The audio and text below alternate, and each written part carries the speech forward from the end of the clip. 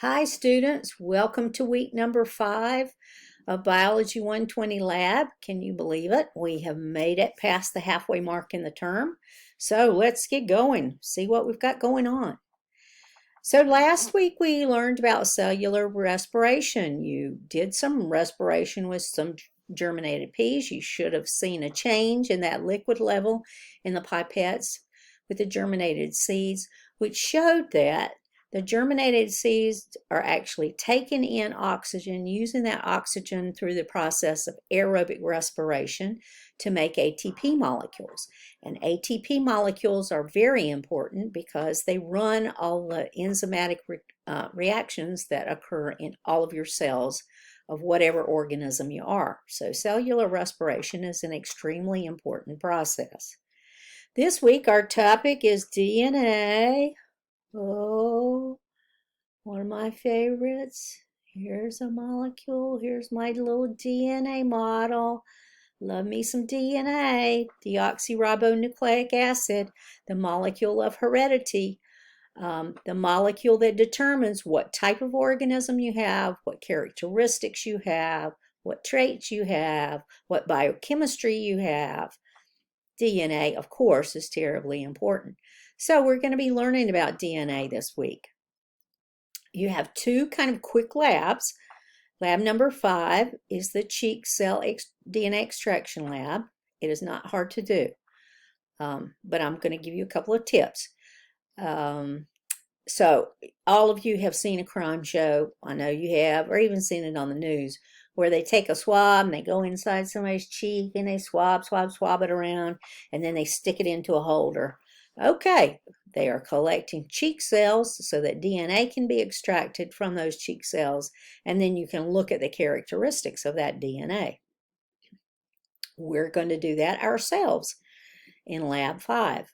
You can see that I have some pictures down here on the right where I did this, and the sort of gel, stringy looking stuff that you can see in there, that is my DNA. Now, can you look at it and tell anything? No, you absolutely cannot, but you can see it, which is amazing that you can see DNA that has come out of cells. But you can characterize it. You can do things with it and characterize it and figure out who's who and what's what and what characteristics are in there. A couple of tips for this lab. If you see cc, that means cubic centimeter, and that is equal to milliliters. Those are equal. cc is equal to milliliter. So you will see different markings on your cups, and the instructions may tell you cc or milliliter, and you need to know that those are interchangeable units. The ethanol that you use must be extremely cold for your DNA to come out of the solution. Okay? So it's important to put your ethanol in the freezer, not the refrigerator, in your freezer overnight. And then only take it out when you're ready to use it. If you do this, then your DNA will come out of the solution. Okay? This is a quick lab. It will not take you very long. You'll also be doing a PCR simulation, and I'm going to talk about PCR more in just a second, and answer the questions on the worksheet. The simulation is pretty simple and straightforward. You'll see what the different steps are doing. You're going to have to answer questions about why you do this and why you do that, so pay attention to that in the simulation. And then finally, you'll also be doing milestone 2, the experimental design of those experiments that I graded from milestone 1. Make sure you use the correct format. So look at the guidelines and rubric for milestone 2 to make sure you turn in the correct format, and make sure you put in all the steps, including how many replications you have, the volumes, temperatures, etc.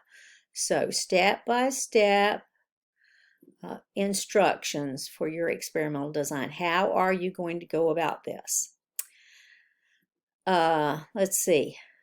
Make sure you go back and look at milestone 1 and the comments that I've made in the rubric and also in the comments section. Some of you, I have made suggestions about changing your experiments. So this is going to be very important. Go back and read those to make sure I didn't suggest something that you need to change. Okay, now let's talk about PCR for a minute. PCR stands for the polymerase chain reaction. It is a technique. It is a technique that copies DNA over and over and over again until you have enough of it where you can identify it, characterize it, look at it. Okay, that's the importance of this technique. You make lots of copies of DNA. There are 3 basic steps to the polymerase chain reaction, which happens in a machine or an instrument called a thermal cycler. Thermal heat cycler changes. The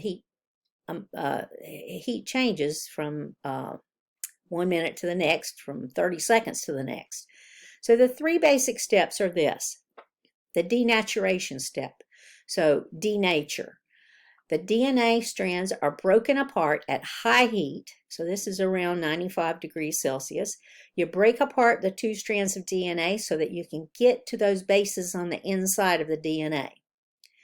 The denature step. The second step is the annealing step, where the primers are attached to either side of the DNA where your target is located. So you don't copy every single bit of the DNA. That's useless. You really only want to look at specific parts of the DNA.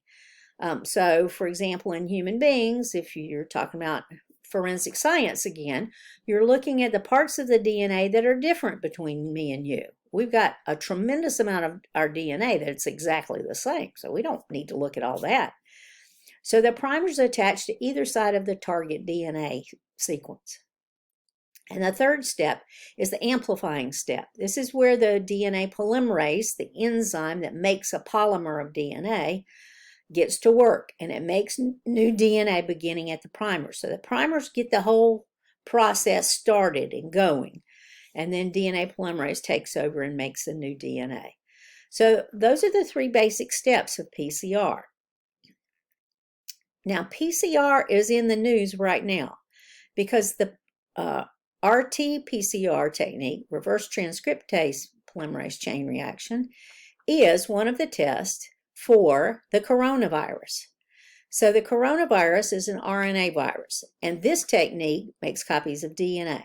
So reverse transcriptase means that you take the viral RNA, you change it into viral DNA, and then you make lots and lots of copies of it, and then you can detect whether it's present or not. This is one of the very important techniques used for identifying whether you have the coronavirus or not. They take swabs up your nasal cavities, nearly to your brain, I think. I'm just kidding.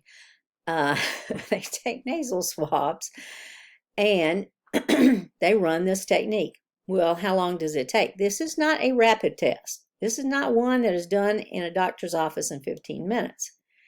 PCR takes around 4 hours for the 35 cycles or so to happen in the thermal cycler. Then after that, you have to have some kind of detection method to see whether your viral DNA is present or not. So this does take a little while to run. This is not a fast test, but it is extremely accurate because you are looking for only very specific DNA.